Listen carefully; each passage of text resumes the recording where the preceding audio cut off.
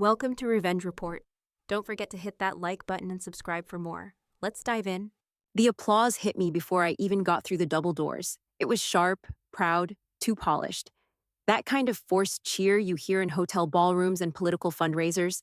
The place smelled like lemon oil, aftershave, and old carpet. A sea of brass badges and stiff collars filled the room. Retirees with medals on their chests, local officials shaking hands like it was election night, and right in the middle, holding court like he always did, Chief Paul Calloway, my father. He stood under the spotlight, a damn statue in dress blues, white hair buzzed high and tight, eyes scanning the crowd like he was still on a fire ground. And when he saw me, he smiled, but not like a dad, more like a politician spotting a reporter. "There she is," he called out, loud enough to bounce off the marble. "My daughter, Veronica. She tried the department life. Didn't last." The laughter that followed was scattered, uneven, more awkward than amused. I felt it crawl up the back of my neck. I smiled like it didn't cut, but my spine locked up tight. Quick note, before listening, share which city or country you're watching from. I walked forward, ignoring the eyes. Tried to look like I belonged, even though I hadn't worn that turnout coat in years. Not since Ronnie, my sister Mandy said, sliding in front of me, all pearls and pink lipstick, smelling like salon hairspray and success. "We didn't know you'd come." Her tone didn't need any extra words. I glanced at the table layout in her hand. She angled her body just enough to block it. I didn't fight it, just nodded and scanned the room. No chair with my name on it. Of course. So I took a seat in the back, behind a column, no linen napkin, no champagne flute, just a chair and a line of sight to the stage. Then the lights dimmed and the slideshow started. Flames, ladders. Headlines: Fire Chief Saves Family of 4. Calloway named Chief of the Year. A parade of old photos. Firehouse cookouts, station dogs, charred helmets. Then it hit the screen. A photo of me, maybe 6 or 7 years old, standing next to him in a plastic turnout coat, holding his helmet with both hands like it weighed more than I did. He was crouched beside me, grinning for the camera like we were a team. And for a second, I felt it. The old hope. That maybe, just maybe, he still saw me as that kid. Then the next photo rolled, and the applause came back, washing it all away. I crossed my arms and leaned back, face blank. He hadn't even warned me that photo was in there. Let them clap. I was just getting started. The next slide clicked over, and then everything froze. The screen twitched, lines ripping through the image. A couple people near the front leaned in. Someone chuckled nervously, thinking it was a tech glitch. Then the lights cut halfway. The projector whined, and suddenly the screen filled with something else. Not old photos. Not the firehouse archives. Live news footage. The red banner at the bottom screamed, "Breaking! Active shooter at state courthouse." The ballroom went dead quiet. The footage was raw and shaky. Camera tilted sideways as reporters scrambled. The angle caught people pouring out of the courthouse doors, panicked and yelling. Sirens wailed in the background. Then the camera jolted again, panned across a stairwell exit. That's when I saw her. Me. Black windbreaker, tactical boots, earpiece in, one hand on the stairwell railing, the other holding a radio, leading a group of evacuees down fast, calm, focused. I turned my head slightly, but I didn't look away. My jaw locked up. The camera zoomed in, just as I turned back up the stairwell toward the gunfire. Then the Chiron updated, Veronica Calloway, Emergency Response Consultant, Metro Resilience Team. Someone gasped. Someone else whispered, "Is that her?" And then I heard it, the sharp clink of glass hitting marble. I looked up. My father's champagne flute had slipped right out of his hand. He didn't even bend to grab it, just stood there, mouth tight, eyes locked on the screen like he was trying to erase it with a stare. Mandy, still near the seating chart, clutched her purse like someone was about to snatch it. Her face had gone blank. No practiced smile, no slick comment, just stunned silence. The video kept rolling. I was directing people, motioning to an unseen team. Calm voice, no panic. I knew what I was doing. Someone behind me muttered, "Jesus, she's in the thick of it." Another voice near the front, "Wait, that's his daughter?" The air changed. That slick, shiny banquet energy drained out of the room. Plates stopped clinking. Conversations died in throats. Every eye turned toward the screen, and a few turned toward me. I didn't move. Didn't flinch. I let them look. Because for once, they weren't seeing what my father had always painted. Some flaky daughter who washed out of the department and couldn't hack the life. Number. Now they were seeing what I'd become. The camera angle shifted again, zoomed in tight as I pressed into a stairwell doorway, listening, radio to my mouth. Tactical. Controlled. Someone up front, might have been one of Dad's old captains, stood up a little straighter and said low, "That's textbook response. Whoever she's with, they know what they're doing." Mandy finally turned her head and looked at me. Really looked. Her mouth open like she wanted to say something, but nothing came out. More footage rolled. Still shots now. Security camera freeze frames. Me again, crouched behind a column. A hallway with hostages. A flanking teammate, gun drawn. Eyes locked. The room was frozen. And then, from the side, General Geller, tall, gray-haired, thick hands folded in front of him, stepped forward, halfway into the light. He didn't speak yet, just looked up at the footage with this slow, deliberate nod. Like he already knew. I could feel my father watching me, but I didn't turn. He'd always wanted a legacy, someone to follow his path exactly, wear the badge, rise through the ranks, stay in his shadow. But now the room saw what he'd refused to. I didn't need a badge to matter. And the whole damn banquet had just witnessed it, live on national television. Geller's nod hadn't even finished when the old reel in my head started playing. Not the slideshow kind, the real kind, the kind I couldn't shut off. I was 19 the day I got my badge. I'd skipped college, skipped parties, skipped all the soft stuff. I went straight to the fire academy because that's what I thought we did. That's what I thought he'd respect. "Don't expect shortcuts," my father said on day one. I didn't expect anything. I just worked. I took the worst shifts. Overnights, double backs, triple drills. I barely slept, bruised my ribs in ladder drills, melted through 2 pairs of boots before year 2. And every single time I did something right. Every clean extraction, every tight seal on a pressure valve, I looked for his nod. All I ever got was, "You're fine." Get back in the rig, and I was fine until that damn warehouse. 6 stories of smoke and chaos. A call came in about a trapped crew inside. False alarm. We went anyway. On the 3rd floor, floor buckled under me. I caught a beam wrong and heard the knee snap like dry twigs. Even now I can still hear the pop. Rehab was 6 months of hell. Not because of the pain that I could handle, but because I had to walk back into the station on light duty. No runs, no gear, no sirens. Just clipboards and desk chairs. He didn't say it outright. He never did.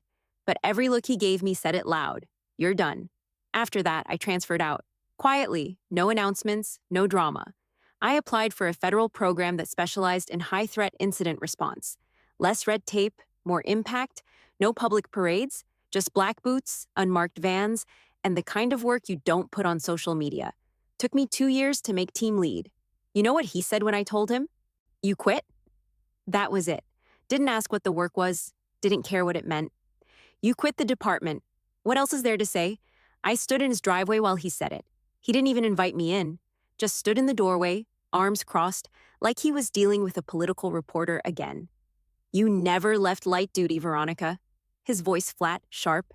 "You just changed the uniform." I didn't answer him. Just turned and walked back to my car.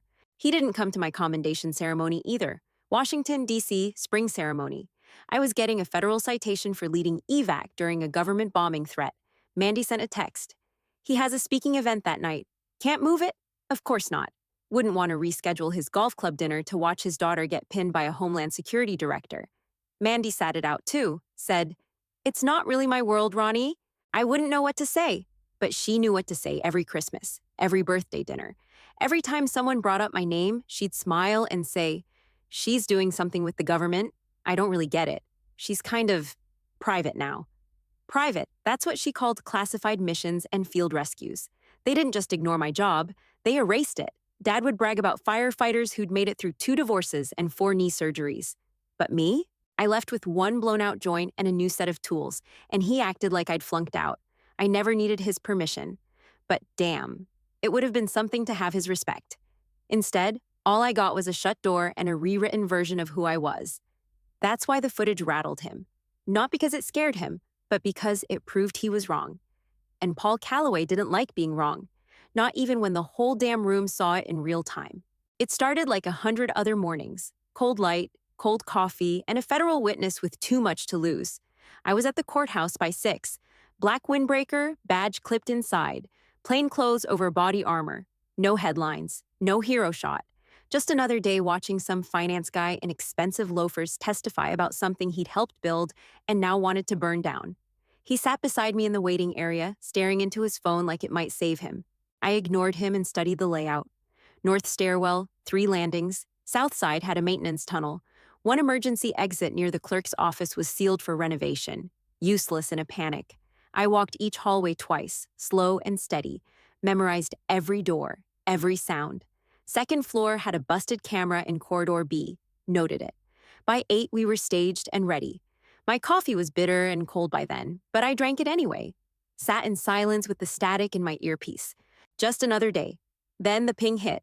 3 sharp clicks, 1 long tone. 4 armed. North garage entry. Breach confirmed. I didn't blink. I didn't ask. I stood. Back stairwell now, I told the witness. He looked confused. What? Now. Move. He dropped his phone and scrambled up as I shoved open the side door. My voice in the mic was flat. Breach active. Team 2 reroute. Witness moving south stairs. Flank from corridor A. I'm going up. No backup yet. Local PD wasn't even alerted. But we didn't wait for cavalry. That was the job. I took the stairs 2 at a time. Every floor I passed, I scanned the corners. Second landing, clear. Third, smell of bleach and rubber gloves. Janitor had just been through. Then I heard it. Footsteps above. Not running. Slow. Measured. They knew what they were doing. My hand slid to the Glock at my hip. Safety off. I hit the 4th floor and stopped. Breathing controlled, knees loose. I listened. 3 in corridor C. 1 posted west entrance. Came through the comms. Copy. Intercepting corridor C, I said. Every ounce of me was wired. Not scared, just on. I moved fast down the hall, back pressed to the drywall. I knew this place. Knew it in muscle memory. A few more steps and I hit the side hall that bled into the main chamber. That's when I heard the first scream. Female. Panicked. From the glass hallway. I didn't wait for orders. Entering east side now. No eyes on friendlies. Clear my path, I barked into the mic. I pushed through the door and stepped into the chaos. 1 hand on my radio, 1 hand on the weapon. This wasn't training anymore. This was real. The scream snapped everything into sharp focus. I pivoted left and pushed through the door into the east wing. Glass panels lined the hall, floor to ceiling. Light pouring in like it was just another peaceful day in court. But it wasn't. There were at least 10 people packed into that glass hallway. Backs against the wall, hands up, eyes wide. Hostages, 2 gunmen. 1 posted near the stairwell exit, pacing. The other closer to me, standing stiff with a semi-auto in his hands, twitchy. Too twitchy. No cover. Not for me. Not for anyone. I stopped where I was, hands low, breathing steady. They hadn't seen me yet. Team, I've got visuals, I whispered into my mic. 10 civilians, 2 armed. 1 is close. 1's covering stairs. Need flank and delay. Copy, came back. Flank in motion. Distraction on your call. The guy closest to me turned his head, just enough to spot movement. I stepped out. Full view. Weapon down but ready. His barrel twitched in my direction. Don't, I said. Calm, clear. No one has to get hurt. He jerked, yelling, Who the hell are you? I didn't blink. Emergency response. You're boxed in. But you can choose how this ends. He shook his head like a dog coming out of water. Sweating, breathing too fast. He was young, maybe mid-20s, way out of his depth. I didn't sign up for this, he said more to himself than me. You can walk away, I said. Put it down and I'll get you out of here alive. From the right side of the corridor, I saw it. A quick flash in the reflection. One of mine. Moving into position. Distraction in 3, the earpiece said. Do it. A sharp clatter echoed down the other end. Metal on tile. Loud enough to turn every head. The second gunman stepped away from the stairwell, distracted. That was the opening. I stepped forward fast, voice steady. Now's your chance, I told the one closest to me. You're not a killer. Drop it. His eyes jumped between me and the hostages. His hands shook. Then, finally, he dropped the gun. I grabbed it, kicked it back behind me, and shoved him down to his knees. Stay down. Hands on your head, I pointed to the stairwell. Move, I shouted at the civilians. Go, go! They ran. No hesitation. All 10, down the steps and gone. But the second guy, the one near the stairs, he wasn't on board. He came back around the corner, eyes wild, gun raised. I turned just in time. He fired once, missed. I lunged, slammed into him shoulder first, his rifle grazing my arm as we hit the floor. Pain shot through my left side, but I didn't stop. I drove my knee into his thigh, grabbed the barrel with both hands, and twisted. He grunted, fought back hard. He tried to swing the stock into my face, clipped my cheek, but I held on. We rolled. Concrete scraping my forearms. I jammed my elbow into his ribs, forced the rifle flat against the ground. He reached for something at his belt. Knife, maybe. I slammed my forearm down on his neck, shoved the rifle across his chest, and used every ounce of weight to pin him. He stopped moving. Breathing like a winded bull, I yanked the weapon away and cuffed his wrists with my spare set. The hallway was clear. I sat back, chest heaving, hands burning from hot steel. My cheek stung, blood in my mouth. Didn't care. I reached for my radio. 2 down. Hallway secure. Hostages evacuated. Second gunman restrained. Copy. FBI en route. Holding perimeter. I exhaled slow, let my head hit the glass wall behind me. For half a second, everything went quiet. Then I stood up. There was still more work to do. I'd barely cleared the last cuff when the next call hit my earpiece. Level 5, West Annex. Retired deputy mayor still inside. 1 gunman. Unknown number of civilians. My gut dropped. Name? I asked. Pause. Then, Douglas Maris. Doug. I didn't waste time. Turned down the next stairwell and moved fast. I knew that wing. Conference rooms, copier bays, locked file storage, tight angles, and bad visibility.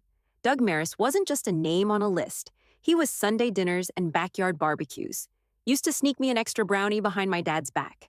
Gave me my first emergency radio when I was 12. Told me if I wanted to be like my father, I needed to learn the language.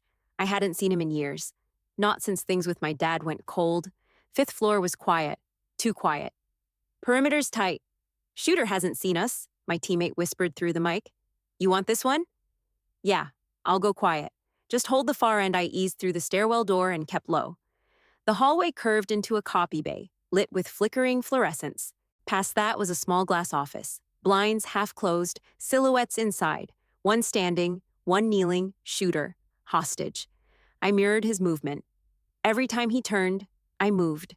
When he leaned left, I went right. Quiet steps, soft breath, rifle against my chest. I spotted a hole in the floor tile a few feet ahead. Ventilation grate popped loose. Trigger a noise, copy bay printer? On my mark, I whispered. Ready. Now. The machine whirred to life, loud and sharp.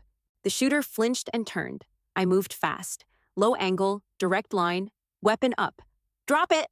He spun. Wrong choice. I struck first. Barrel to wrist, disarming him with a hard twist. He swung at me with an elbow, but I ducked under and slammed him into the file cabinet. He hit the floor hard. 1 knee to the back, cuffs tight. Shooter down, I radioed. Room secure. Inside the office, Doug sat against the wall, arms around a younger man. His assistant, maybe 25. Both shaken, both breathing. When Doug looked up and saw me, his eyes went wide. Ronnie? Yeah? God almighty. You came in for this? Part of the job. He stood slow. You saved us, he said, voice cracking. Your father's gonna want to know. I cut him off. He'll find out another way. Doug didn't argue, just gave me a small, quiet nod, the kind you give someone who's not a kid anymore. I motioned toward the hallway. FBI's 2 minutes out. Let's go. We moved fast. No time for stories, no time for history. Just 3 people walking out of a bad day with their lives intact. And for me, that was enough. The footage kept rolling. Back in the ballroom, nobody touched their drinks. The champagne went flat. The shrimp tower wilted. Everyone stood still, faces glowing from the giant screen now filled with shaky video and law enforcement overlays. I watched from the edge of the room, arms crossed. No spotlight on me, no introduction. Just a silent presence as my own story unfolded in front of people who thought they knew how it ended. On screen, I was dragging Doug Maris out of a hallway lined with blood and broken glass, guiding him with one hand, weapon in the other, eyes focused, calm. The news anchor narrated like she was describing a superhero. Someone near the dessert table whispered, "If she's that capable, why'd she ever leave the department?" Another voice, "Did her father know she was there?" More murmurs followed. None of them whispered kindly, but none of them sounded certain either. They weren't questioning me, they were questioning him. I turned slightly and saw Mandy, frozen by the front table, hands tight around her little gold clutch, lips parted like she'd forgotten how to close her mouth. She looked like someone had yanked the floor out from under her. Good. Then General Geller stood. No podium, no microphone. Just that low steel voice that cut through any room. "That," he said, nodding at the screen, "is real service." He didn't say my name, didn't have to. Badge or no badge, rank or no rank. That's what it looks like when someone puts the mission before the glory. The room held still. Then Chief Rosen, older woman, sharp bob, one of my dad's loyalists, stood with arms folded. "True service means staying," she said, "means staying when it gets hard." I felt a couple heads nod, not many, but enough to stir the air again. Geller turned his head toward her, slow and steady. "Some protect by staying," he said, "and some protect by changing lanes when the road's blocked." No fire, no sarcasm, just fact. The silence that followed felt heavy, like the room didn't know which way to lean. I looked toward the head table. My father still hadn't moved. His jaw was tight, his fingers locked together in front of his mouth. Not pride, not shame, just something unreadable. But he wasn't clapping anymore. The verdict he'd pushed for years, the one where I was the daughter who quit, it was cracking. Right there in his perfect ballroom, under his perfect spotlight. I didn't smile, didn't cry, just stood still. For once, they weren't talking about Chief Calloway's failure of a daughter. They were talking about the woman who got the job done when it counted, and no one could deny it now. I stepped out before the last round of clapping started. Couldn't take any more polite applause over a life they never wanted to understand. The hallway was cold and quiet, just the hum of overhead lights and my own breath finally settling. I leaned against the wall, arms crossed, still wearing the same boots I'd had on that morning. I didn't hear him approach, but I felt him stop beside me. "Dad." He didn't say anything at first, just stood there, hands in his pockets, looking straight ahead like the wall across from us had the answers. "I didn't know," he finally said, voice low, different. Not public speaking Chief Calloway, just my father. "Didn't know what?" I asked. He swallowed hard. "What it really was." "What you really do?" I looked at him. "I tried to tell you. You didn't want to hear it. I thought you quit," he said, eyes still locked forward. "You left the department, transferred out. It looked like quitting.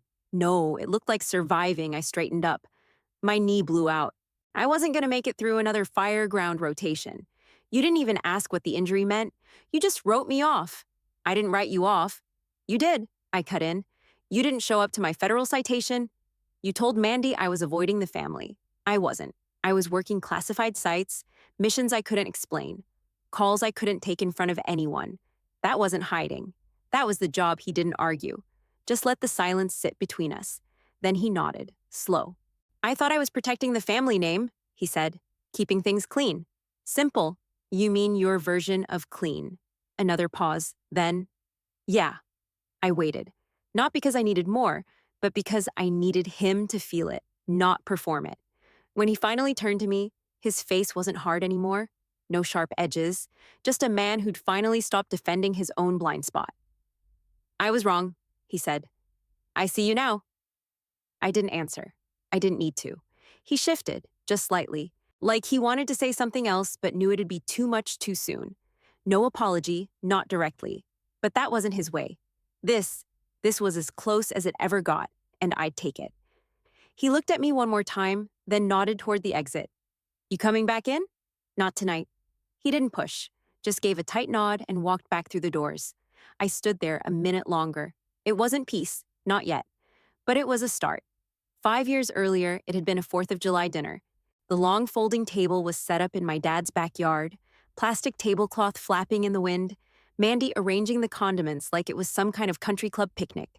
Burgers smoking on the grill, beers popping open, sparklers waiting in a bucket near the deck.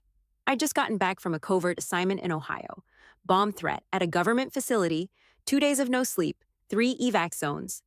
I couldn't tell anyone where I'd been, couldn't explain why I missed the last 3 family calls. But I showed up anyway. Thought maybe that counted for something.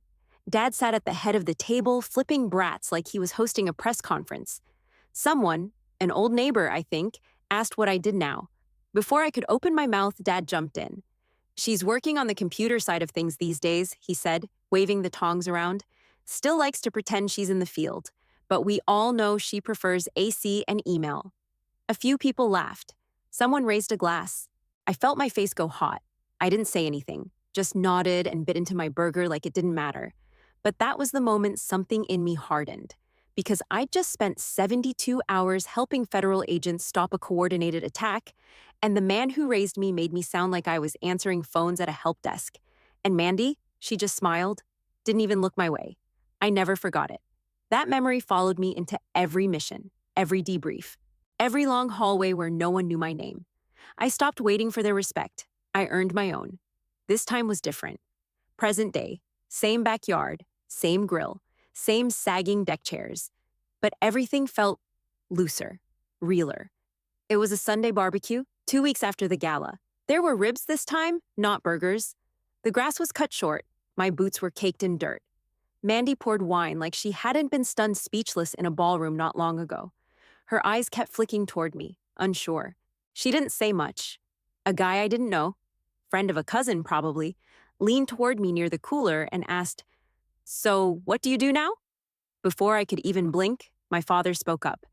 "She protects people when no one else can," he said. The guy looked confused. "She's in law enforcement?" My dad didn't blink. "She's where the badge can't always go. That's my daughter." The words were casual, like they didn't weigh 1,000 pounds. But the table went silent. Mandy froze mid-pour. My aunt set her fork down. No jokes, no quick saves. Just his words, hanging there. I didn't say a thing, didn't need to. I picked up my drink, leaned back in the chair, and let the silence ride. Because that line was everything I'd waited to hear, and he finally said it with his chest. A few days later, I was sitting in my dad's kitchen, fingers wrapped around a chipped ceramic mug. He poured the tea without saying much, but he poured mine first. Not a word. Just poured, set it in front of me, then filled his own. That quiet move hit harder than any toaster metal.